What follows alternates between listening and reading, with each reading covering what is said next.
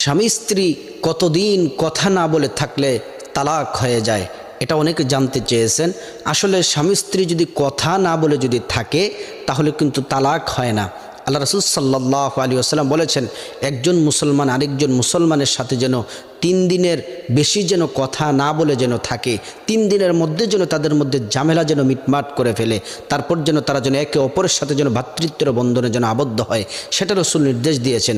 কিন্তু স্বামী স্ত্রী কথা না বলে একদিনও থাকা যাবে না, কারণ স্বামী স্ত্রী যদি মিষ্টি ভাষায় একজন আরেকজনের সাথে ভালোবাসার বন্ধনে যদি কথা বলে, মিষ্টি মিষ্টি কথা বললে আল্লাহ তাআলা তাদের উপর রহমত নাজিল করেন, আল্লাহ তাআলা তাদের সংসারে অফুরন্ত নেয়ামত দান করেন। সেই জন্যে স্বামী স্ত্রীর সাথে রাগারাগি করলেও, অভিমান করলেও এটা বেশিক্ষণের জন্য না, কিছু সময়ের জন্য করতে হবে। পরবর্তী সময় আবার রাগ অভিমান ভেঙে আবার একত্রিত হতে হবে। আল্লাহ তাআলা তৌফিক